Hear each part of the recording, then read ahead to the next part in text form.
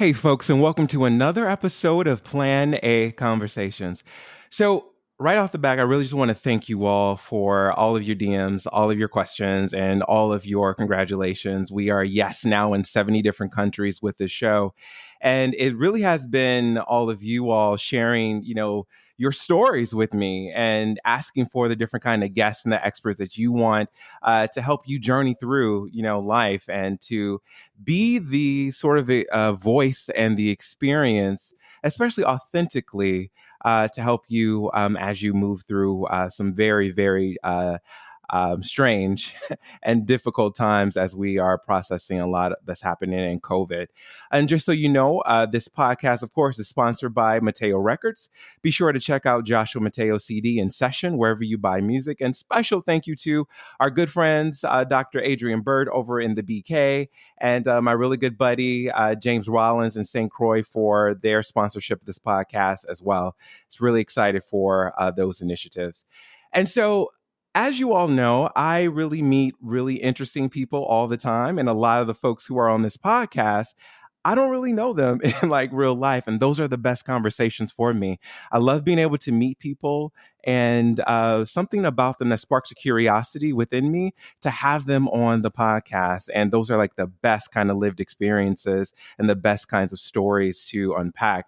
The rehearsal of, setting up a podcast interview and setting up conversations is just not something that I really enjoy. I want to experience these things at the same time as you do. And this next guest is actually that kind of relationship. I do not know our next guest really at all. We have one thing in common that I know of, and that's Bold Television. I saw one time that he was hosting a show, and I used to do different hosts for their lifestyle segment. And one thing that really was just apparent to me, especially following him on social media, is that there is this authentic, soul searching embodiment of somebody who really is not only on a journey, but somebody who really wants to not only be their very best, but they're living their very best life. And so without further ado, I want to welcome Cameron Jones to the show. Welcome, Cameron. Thank you, Clay. That actually made me kind of smile and laugh at the same time, because that is actually true. We haven't met before, actually. I mean, aside from messaging, it's like one-on-one. So your saying of that is really based on your first impression. So that means a lot to hear. Yeah. Yeah, it's one of those things that I actually really love. I kind of feel like everybody who was in like that Bold Television family when Carrie was the owner, there's been something special about each and every individual that I've met within that circle. And again, just looking at your post and the level of embodiment that you seem to have, like this is something I just really wanted to unpack and learn more about you and also our listeners as well. And so, Cameron, one of the things that I really love about your social media presence is that you seem to be a seeker of justice, a seeker of truth, and a seeker of calling and purpose. And so just right out the gate, how would you define your purpose and calling in the world? Wow. That's a heavy question to start with. How I would define it? Yeah. What does that mean to you? What would you say Cameron's purpose is? Um, my purpose, I think most people would think that is external things, but it really is a different path for myself internally. I think back to a lot of how I grew up in terms of being the second oldest of 5 kids, and having not had a blueprint or anything kind of put in front of me to say, hey, do it like this or model after that. So for me, my whole life's work has really been just breaking through barriers and doing what others thought I couldn't, or doing what I didn't think that I was capable of. So really, really setting a course for myself that allows me to grow as much as I can, learn as much as I can, and connect to as many people as I can has really been my life's work. And in doing so, I would say along the way, I've met so many that have dropped a couple coins in my bucket, and not in the sense, Mm. but just in an encouraging sense. Sometimes it's monetary, but overall it's been encouragement, support, validation, confirmation. And not that I needed those things externally, but in those times of, disenchantment, when you're not really connected to the source of what you're supposed to be doing, or when you are looking for clues of what you should be doing, all of Yeah. those coins in the bucket helped me along the way. So that is just connecting with people and really just showing, just my interest, my curiosity, I think is always paramount for me. Yeah, I love that, showing your curiosity.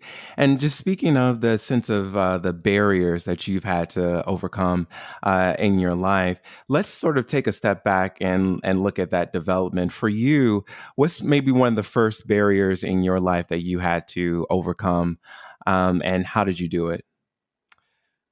Yes, that's a very good question. I often think about this with my peers, my friends, and my siblings. Learning that I was my best and only advocate. I know a Mm, lot of times we grow up as kids, but I mean, from the time that you have acknowledgement of, sight, sense, smell, you're really accountable to yourself and figuring out what is it that you want, how you're going to make it happen, and how you're going to get there. And mhm, I think that for me, at an early age, it would be sort of difficult for people to grasp it, but most people would, considering so many people grow up, fragmented with their family, or, just in different new normals, right? Maybe not necessarily having two parents in the household. Wasn't my case necessarily, but my mom worked a night job, my dad worked a day job. We were kind of split between two homes at the time growing up, just to make do. So I spent a lot of time on my own. I spent a lot mm, of time in accompaniment with other adults who weren't necessarily my parents. So they're not always keen to your sensibilities, right? Your favorite things to do, right. your favorite ways to eat, or what have you. So I learned early on that I had to speak up. My voice Mm. mattered. What I said mattered. How I interacted with people mattered. And it really put me in a position to know that I shouldn't, or I can't rely on somebody else to do it for me first. And I think that that was probably it for me. Wow. And my mind is just buzzing because I know so many people who have such a hard time being their own best advocate. And even with clients that I have, I'll tell them to look to their past, especially their childhood, to see when that pattern formation started. How did you know at that particular point, especially as being like a young adolescent, that you would have to be your best advocate for yourself? And where did you find that voice? Where did that come from? Yeah, I remember sitting a lot with my great grandmother. She was the eldest of her siblings. She couldn't read, she couldn't write, she was illiterate.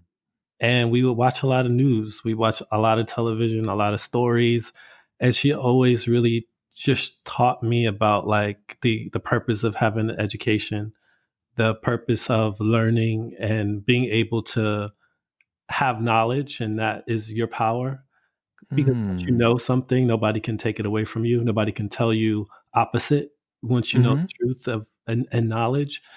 And so that was how I sort of molded myself, and rooted myself in just knowing that, get an education and what it meant to like speak up for yourself when you saw something that wasn't right.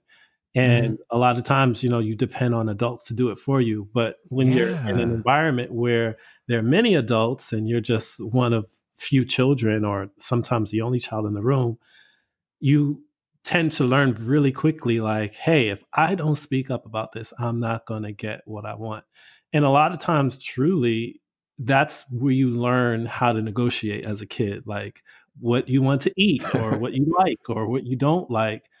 That was, I mean, I think at minimum, I could say one of the large ways it came out was probably food, because to this day, I'm very picky when it comes to food. Mhm. So I had to speak up, like, I don't want that. I'm not gonna eat that, Yeah. Where most kids be like, you gonna eat what I said. Well, okay, I told you I'm not gonna eat it, and I'm sticking with it. I'm not eating it. Mhm. So I think it grew from there. And was that well received by your family? No. Oftentimes, believe it or not, I often was said to be very shy. People thought I was very shy, I was very timid. And Mhm, they thought that because I didn't speak a lot, like I wasn't like very sociable as a mhm, kid, that I probably didn't have a lot of friends in school, which was the opposite. I was mhm. very popular in school from the sense of people knowing who I was, not that it was for some vanity, like, oh, I was popular. Right. But students, my peers always knew who I was. I was always very involved. But at home, I was always very quiet. Or amongst like adults, I was very quiet. And that was only because I was really just like listening. Because that's one of the biggest things of communication is just listening, understanding the Mhm. environment. So I was very tapped in. Like I would just sit there and I would be quiet, listening. And people would be like, oh, why don't you have something to say? I'm like, oh, no, I'm fine. And so I think that often kinda got me a little further because I was, like, under the radar. No one ever, like, thought about me, and then usually what would happen is, like, I would do something really cool, and they'd be like, "Who did that?" And they're like, "Cameron? Cameron did that?" So that Wow. kinda has followed me to this day. Whenever I get involved in something, it's always, like, a big splash, and they're like, "Oh my god, there goes Cameron again." Yeah. Kinda like your superpower, if you will. Yeah. Yeah. What would you say to parents? I have so many parents on the podcast who email and ask this question. What would you say to them where they have children who they're trying not to guide them so much where they become authoritative, but they're trying to allow them to be free in the world and express themselves creatively? What would you say to them in order for them to maybe have permission to give their kids a little bit of autonomy to just be themselves? Definitely, I say, what I know for sure is having parents that weren't as involved did help me because I was more put in a position to have to know for myself what I wanted and how to go about it. And then also who else to approach. Like, I think one of the things I know for sure is that parents are a major influence in their child's life, but they're also not the only one. And so I Mm, think for any parent, the best thing to do is to find ways to be as supportive and nurturing and encouraging as possible with their child. Because hmm. ultimately, regardless of resources, if they're there, regardless of zip code, wherever you live, if it's a good neighborhood or a bad neighborhood, you're the child is always going to find its way to do whatever it wants, opposite of what was taught or what they grew up in. So the Mm, best thing you could do is just to be an advocate and supportive and a nurturing push, if you will, because I mean they're ultimately going to make the decision, and you want to make sure that they're making smart choices and good choices because they're going to make mistakes regardless. Because I made mistakes, we all do, right. but you want to have a safe place to fall because the world is what it is, right? You're going to go out in Yeah. the world and it's going to toss you around and whatever, but then you got to come home at some point or face Hmm. who knows you best, and you just need that safe place to fall. That safe place to fall. And that particular safe space, place to fall, how has that supported you in becoming who you are today? Yeah, I think my whole family dynamic has been a wide range experience because of the fact that I was such a seeker of Mm, education, a seeker of learning, a seeker of opportunity that I early on took a liking to a lot of people who were looking to be that encourager or that supporter when they see a student that is really interested or really has potential and ambition, they mm, really latch on to you. So I was able to grow a family just out of that through like personal friends, college, through my fraternity. I mean, my work experiences over the years, like I typically always have a very familial experience, and mhm, that embodies a lot for me because it becomes an exponential family that I didn't necessarily come from, but one that I help to like curate and magnify because what they have been for me is what I am also to them. And so I think that is a full circle for me. to be able to have that close connection with others who are definitely supporting me and in my corner, and others that I can do the same to and be there Yeah, for. that's really paramount. We were just talking last week on the podcast about a lot of people don't have a tribe or a group of friends that they can really count on that are a solid level of resource. And when they go and try to have these kind of conversations with them, they find that these aren't relationships that's built on solid ground at all. And speaking of just your childhood musings and things like that in general, had you always known what you wanted to do with your life? Like, is that something that you sought out later on, or did you have an inkling as to where you will go? That's a great question. I always knew, and I hate to be one of those people, but it's the truth. And I will Yeah. tell you this much: anyone that you can pluck from, they knew me from I was 3 when I could speak, right? Till anyone who knows me now, they'll be like, "That Cameron, we already knew that. Oh, we knew it." And I necessarily didn't know it for myself, but I literally have recommendations. I actually was looking at this recommendations for college, for example. Hmm. And I go back and I read those recommendations, and everything that they said about me is everything that I am now. So Wow. they had a foresight about my life and my career experience before I really had wrapped my own hands around it, because they already knew my potential based on what I was already doing at that point. So it was no Hmm. surprise to them as to where I'm at now. And they would all tell you that. So for me, I would measure the same thing in terms of just working in television and media and dealing with storytelling and news and entertainment. Like, that was always second nature to me. Like, I love Hmm. television. I would watch the Cooking Channel. I watched cartoons. I watched movies. I watched all kinds of TV shows that were not necessarily all children's shows. I remember The View on ABC launched in 1997. I was watching The View at 2 years old. And that was only because at the time, I didn't have access to cable television. I didn't have, it wasn't all this digital media that you see today where you just have access. So, if you spend a day home from school because school's out, or, you're homesick or you got to stay home, what else can you watch beside, talk Yeah. shows? And that was on. And, I just would watch it. So you're like thinking back to what I said earlier, I would already be around a lot of adults having adult conversations. So me watching The View at an early age wasn't too like, I was like, oh, I've heard about that before. And I'm learning at the same time because, again, education and learning was very big. So Hmm. I would say all of that kind of, multiplied over the years and, magnified based on how the industry has changed. Because around the time I was looking to even go to college, there wasn't a Facebook or any of these things that we have now. So I didn't have a measure of like what if I would be a digital whatever or a social media blah blah blah. Like, that was just not in the cards. I thought I would be like a beat reporter for a newspaper or maybe a TV station.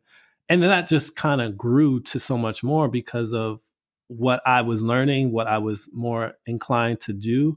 And so I got to do a little bit of all of that over the years, which has been great. So I would say this path has been what I've always wanted.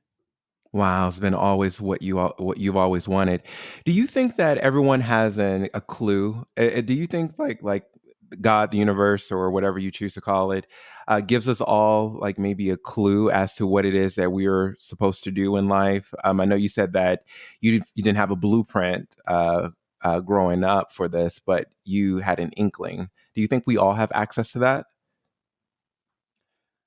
Good question. I do believe that everyone has an apex. I do believe that there could be multiple apex. I managed the internship program for many years, and I would always have a lot of students have concerns about like, oh, I should be doing this, or oh, I should be doing this. But it's like you really don't know what it is that you really want or what you're really good at until you do it every day. I Mm, Some of us, some people have an early suspicion or early inclination on what that thing is or what hmm. one of the many things are, which is great. And for those people, I mean, hats off to you if you could get it the earlier, because you get to go about the work of getting at doing it every day to determine, hey, I don't really like this. And you could get into what you really need to be in. So I think what I always say and encourage anyone to do, recent graduates or students or people that have graduated and are looking to pivot, just check in to see how you feel. What is your day-to-day telling you, right? Mm. Because a lot of what you go through, it is speaking to you in the moment. Like, what don't I like about this? What do I like about this? A lot of it is influenced by others, like what our parents might have suggested would be good for us, or what others might have said, oh, you're really good at that. But deep down, it's not necessarily what you want to do. And so Mm. you got to begin to question, why you're interested or what you're interested in, at least to sort of get you on the path. Because once you're on the path, it gives you more information, even if you get the no or the rejection or anything that seems to be alternative to like giving you the sign like, oh, this is the path. Because a lot of times people wait for like a shining light or like a yellow brick road. It's like, it's not always like that. Sometimes Right. find things out by mistake. I mean, there's been so many people that I know that, you ask them about their career. They're like, I was looking for a job and I applied and this one opportunity came across and I met this person and they hired me in this role and I actually Mm. really loved it. So Mm-hmm. it can happen in so many ways. And I just say for folks to be really open-minded, even in a pandemic, there's a lot of That's concern. right. There's a lot of upheaval, but just be open-minded and being able to reimagine what you could have thought that it could have been. And Cameron, have you now become all that you wanted to be when you were a little boy? Have you become him? I would say yes, that and Yeah. more, because along this Yeah. way, I always had interest, but it's like I have a bachelor's degree in broadcasting and mass communications. That doesn't mean that I get to have a job on a TV show. It doesn't Right. mean that, I get to be in media. I could be a call center manager. I can work for a non-for-profit. It could be many outcomes. But based on how the cards lined up for me and Mm. just networking and just really putting myself out there and taking a lot of risk, it lined up. And I'm very thankful for that because for so many, they don't have the same opportunities. And I'm Right. very aware of that. My friend often says, uh, Times Square has a lot of talented people, but they all don't get the same opportunities to showcase. Wow. So I'm just grateful for having the preparation meet the moments of opportunity over the years. And some were Hmm. faster, some were slower. But in totality, I would say yes, that I'm exactly where I need to be and have done all I needed to do at this point to get here. And I can't complain at all. Amen, brother. That is wonderful, and I think our audience, both online and the audio listeners, probably want to know exactly what is it that Cameron does for a living. And if you could, can we jump back to where your career first started in television, and give us the nuts and bolts and the learning lessons that have transpired along the way? Yes, actually, that's a very good question. I'll give you the cliff notes Cliff Notes version. because it's a 15-year journey. I When I graduated high school, I knew for sure I wanted to be in media. I knew I wanted to be in journalism, some hybrid of some sort. And where are you And from? from New York, I New grew up York. in Okay. Queens and Long Island, and I applied for this really competitive program at the time at NYU. It was a journalism workshop.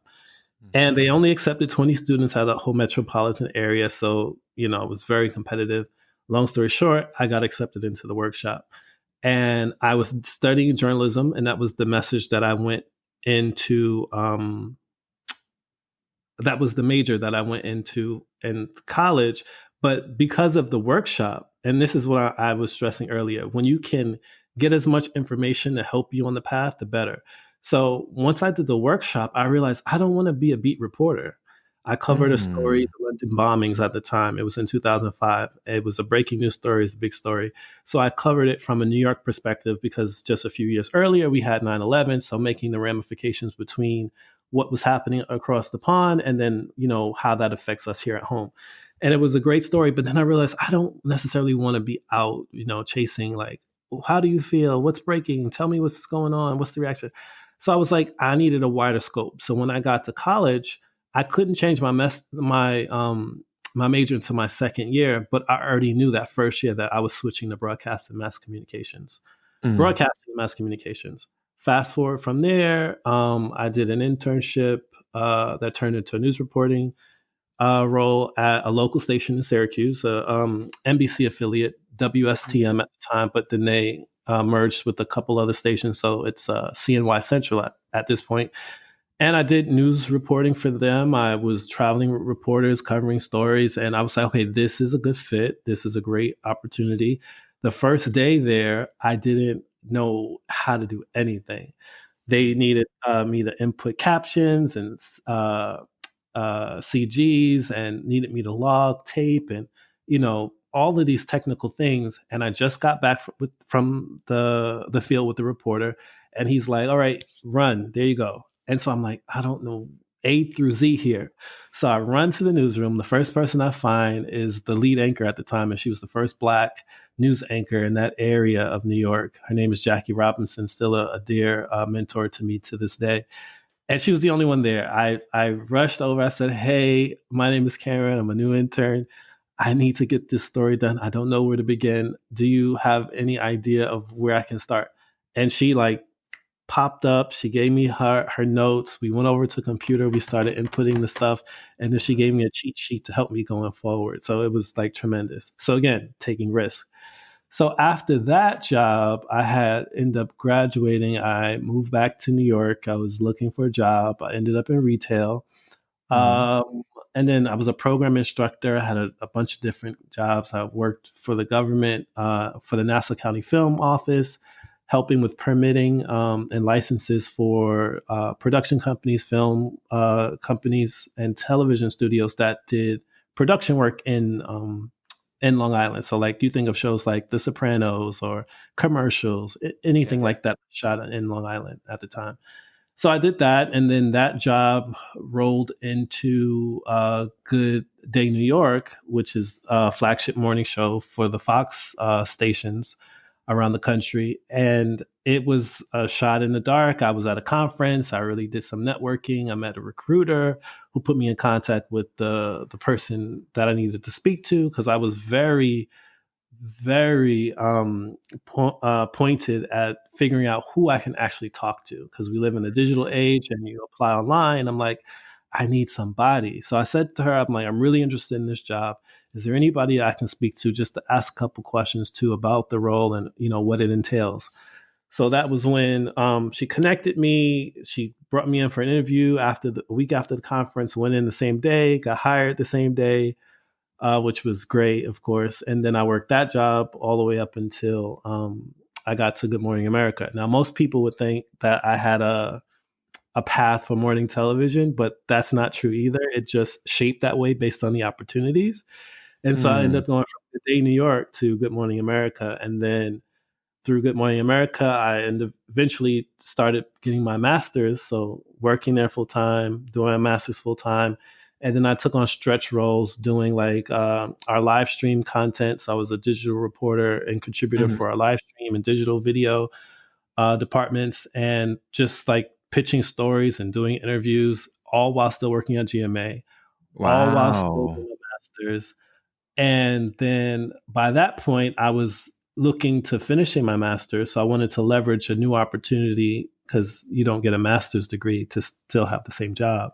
Agreed. So I was able to find another stretch assignment in ad sales. So I ended up leaving the creative side, the media side, to move into the business side. So working more with our clients and our brand partners and our sales leaders on just the business, the bottom line. And at that point, that was 2018, and it was a great assignment because I had not worked in ad sales space before. I did business functions in media, but never from that point of view. So from there, I was able to take a break, finish my master's, and then I started looking again for opportunities, and then The one that I currently have and just started last week, I'm now the manager and chief of staff to the president of ABC News, which I'm really excited about. And at a place that I've called home for nearly 10 years now, I Mm, think that it's a true full circle moment because this was something that I wanted to leverage, something that I wanted to work toward to really apply my expertise at a high level. And so here I am 15 years later. I mean, there was a lot in between, but of that course. that's sort of the span. And congratulations on your new role. I mean, literally, you've worked your butt off to get to where you are. And if I'm listening to this podcast, I am probably wondering a couple of things. What would you say is the number one sort of resource that you had along the way that you tapped into to kind of get you to where you are today? Peace of mind. Okay, tell me more about that. Peace of mind. What does that mean? I see so many people struggle with making decisions. And Mm, one of the things that I learned, not that I learned it in school, but I learned it because of school, was when you have a lot of choices or a lot of options or just many different things to decide upon, it leads to indecision. And when you have indecision, you can't make a choice about which way to go. And when you can't do that, you then don't have a peace of mind. And I would say because I've always had a peace of mind, I was able to really narrow down what was in front of me. Like, although I've done a lot over the years, in any given moment, that was the one thing I was focused on. So even though I was working at GMA, doing my master's, and I was doing live stream interviews and digital video content, I wasn't doing it all at once. You know, I had class in the evening, so that was for the evening. I had GMA during the day. That was during the day. I had live streams sometimes in the early mornings or afternoons. That was then. So really having a mindset where I would know that at the end of the day, I have to have a peace of mind. I'm not going to stress. I'm not going to overthink. I'm just going to do the best I can when I can and how I can. And that peace of mind focus has aligned really well because anybody that I work with, or anybody that I have worked with, they'll tell you that Cameron's always so calm. I've never seen him yell. I never see him like mm. get really flustered. So if you ever do see me do that, please call the police because I'm probably not myself, right? So I do keep a real good balance of just being calm. I don't even when I need to yell, I don't yell because it's not my nature. So I think like that peace of mind is really, really key for me. But where does that come from? Are there practices that you have embodied along the way, or is this just literally your natural personality? I think it was the inverse of my parents and my surroundings because Mm, I'm one of five children. I'm one of a dozen plus cousins on both my mother and father's side. And, you know, had a lot of outgoing, extroverted friends. So I never had to be the loudest one in the room. mm, So I was always able to be a little dialed back, a little pulled in where I can just mhm. like chill.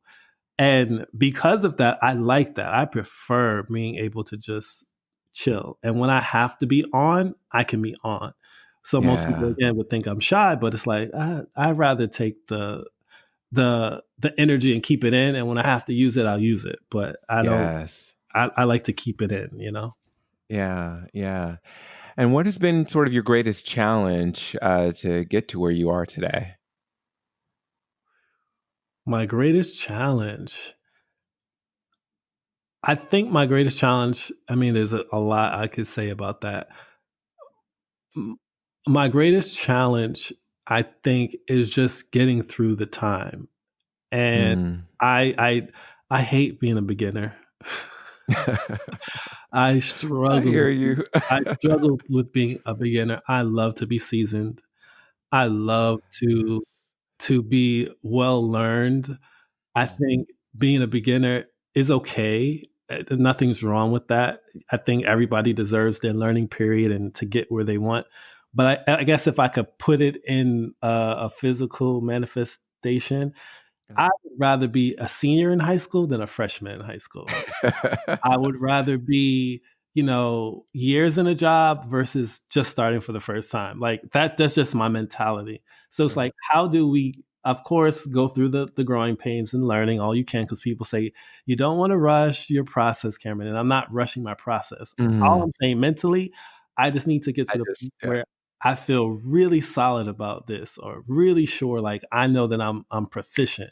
I like to get to the proficient stage really quickly. And it, of course, doesn't work that way. So I think that's probably one of my greatest struggles, um, other than just getting through the time itself, if that makes sense.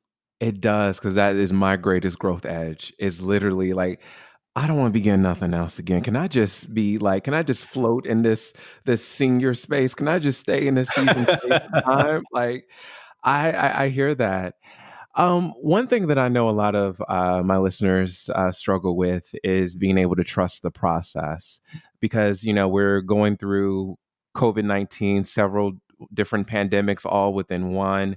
And a lot of people already were going through so many transitions, so many stressful periods, and things like that. And what I hear a lot of times is people are tired of hearing that phrase, trust the process, and it becomes so watered down.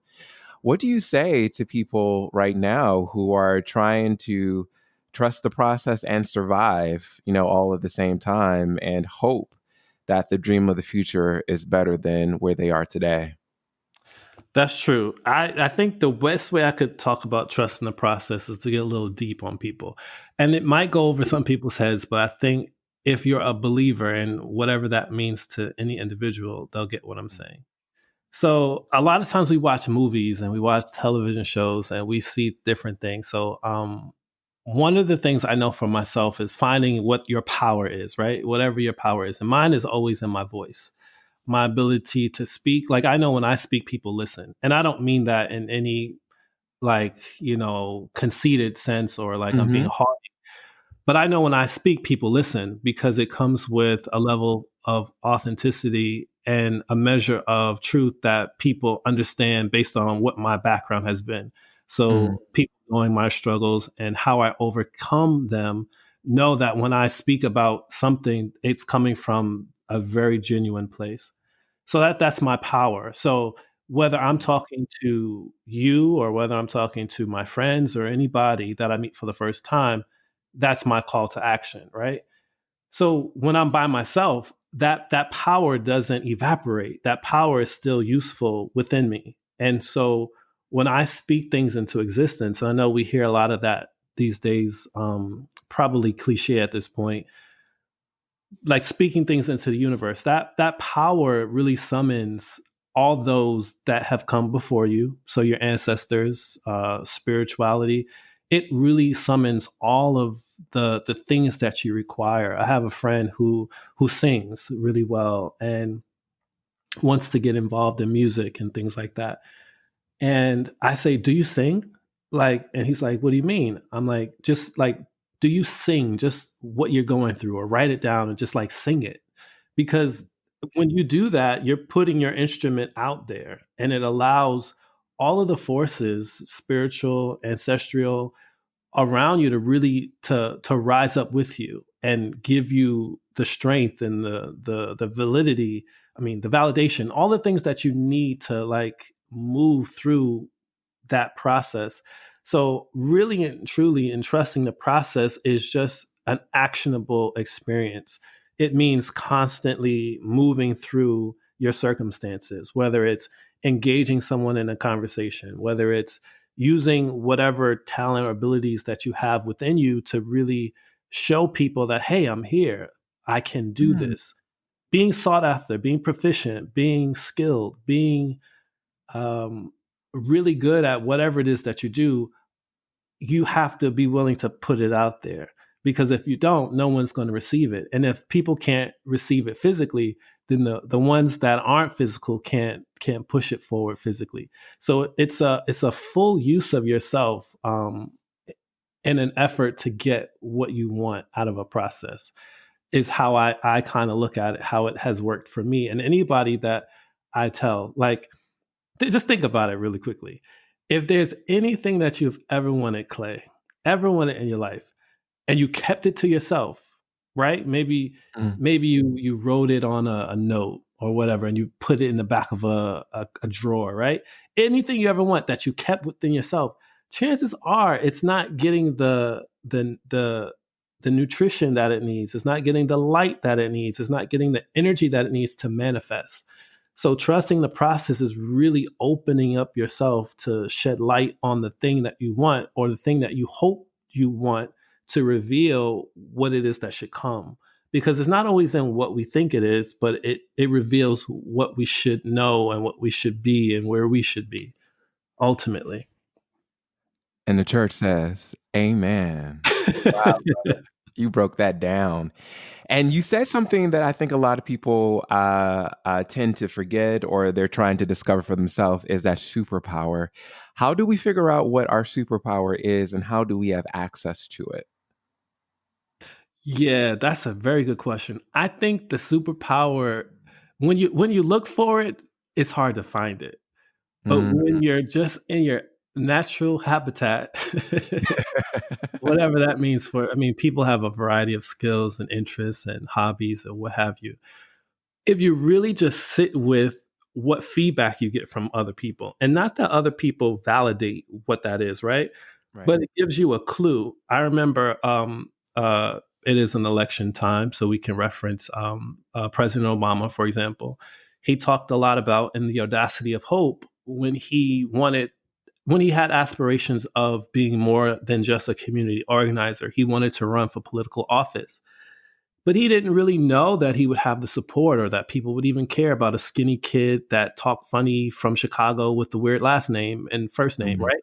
He didn't think anybody, like, who cares, right? And in order for him to get an understanding of what that path could look like, he said he was willing to talk to anybody who would listen.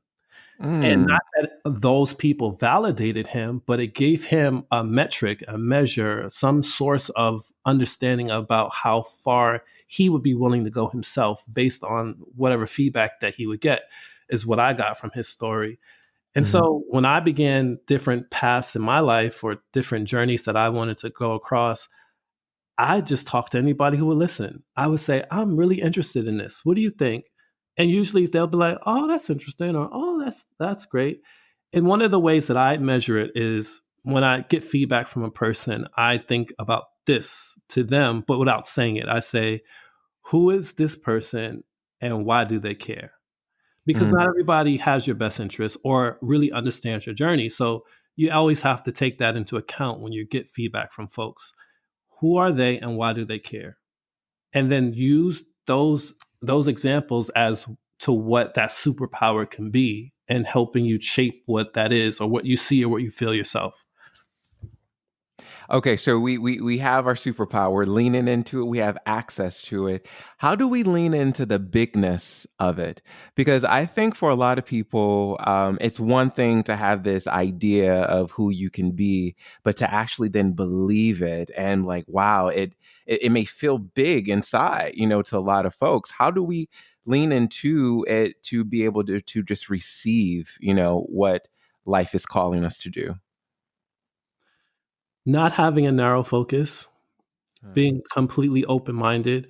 The problem that I face, I know I face this and others have to face it too.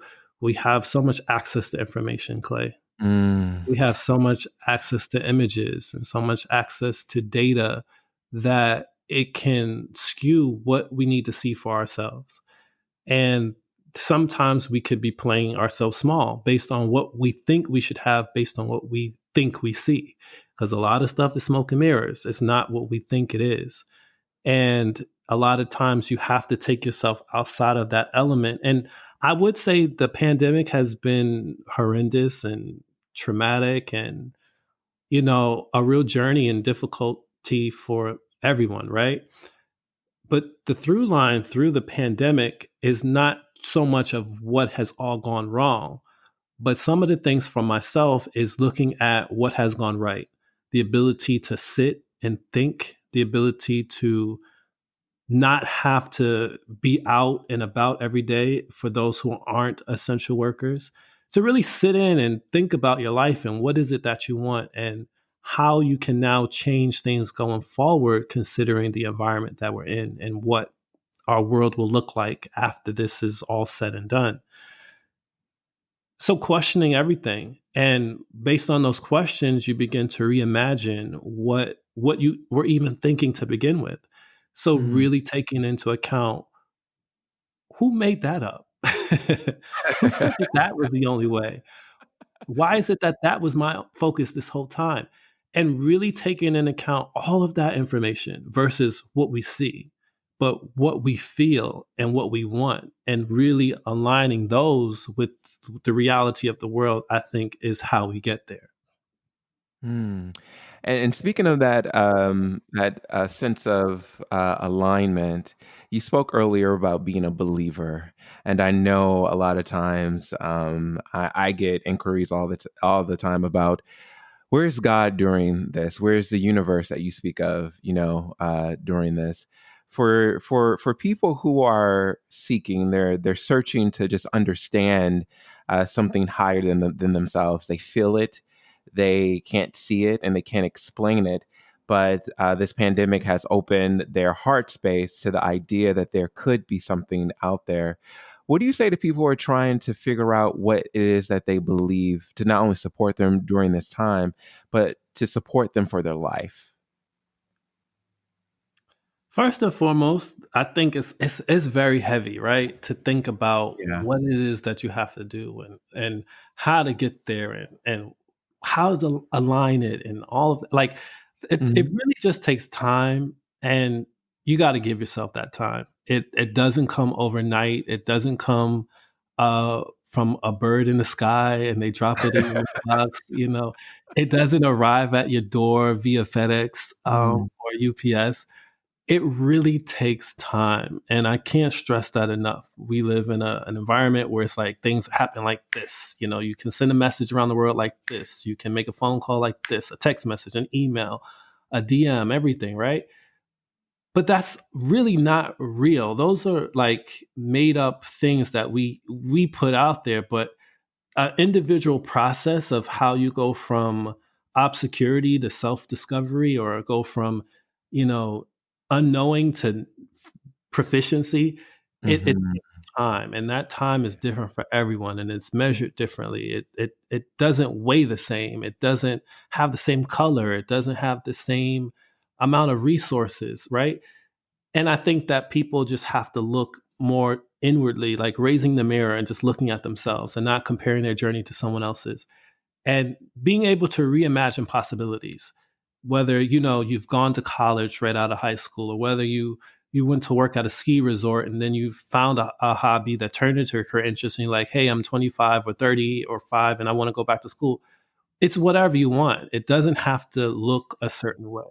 Uh, and I think that that's what people should believe in for themselves, because you begin to reorganize your life based on that new found discovery, that it doesn't have to look and be a certain way. It could be whatever way I want it to be. Wow. Cameron, I don't know about the listeners and the people who are watching this, but I am full. Like my heart is full, my spirit is full, and my soul is full. But before we let you go, I would love to go plan A to plan A is what I call this. And this is just your observations and your general feelings about what's happening in this world. And so a couple of questions and then a couple of statements to complete. What's your greatest hope for the world right now? My greatest hope for the world right now, that's a huge, huge thing. My greatest hope for the world right now, and the state of our world, because although we're having challenges here domestically, because we're America, we influence a lot of things, not just because of the culture here, but because of the way our dollar works. And because of the way our dollar works, people become uh, kind of caught in the rapture of our ideology, right? And Hmm. there's so much disinformation right now. There's so much alternative facts, that is crazy that that is a thing, where like the facts are not the facts. Right. I just want us to get to a place of understanding that there are differences, and differences are okay. And people are not villains because they're different. And people should really people should ultimately have more compassion for others that think differently from them. Is ultimately what it is. My hope for the world is for people Wow. to have compassion. Yeah, We need compassion. more of that. Yeah. I am most happiest when Oh, wow, this is getting deeper.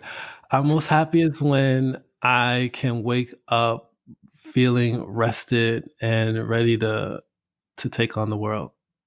My greatest discovery in life has been Not buying into what others thought of me. wow. Okay. Okay. I love myself because I never gave up on myself. that might be the podcast title. I never gave up on myself. Wow. That's it. Cameron, brother, listen. I this whole equilibrium of the energy that you are giving off right now has just chilled even me. Like I calmed and chilled. I had some anxiety coming into the conversation. I had to channel myself to just mellow down. But wow, you are a blessing, and I really hope that you continue to allow yourself to be used and to utilize all your gifts and talents, because what you have just given us and what you've given me is something that is going to get us not through just only this time, however long this podcast is, however this episode, wherever it goes and whoever needs it.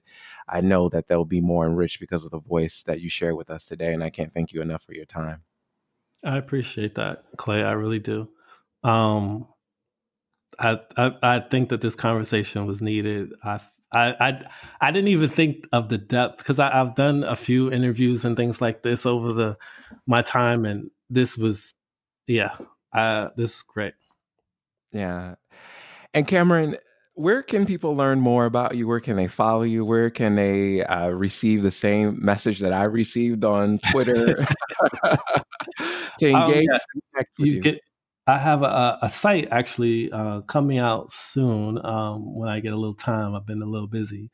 Yeah. That will be up. I'll post that on my Instagram, Cameron Edward Jones on Instagram. And then my Twitter is Cameron E. Jones, is where they can find me in the meantime. All right. Thank you so much for this time. And listen, folks, you know I'll have Cameron's information at the base of this podcast.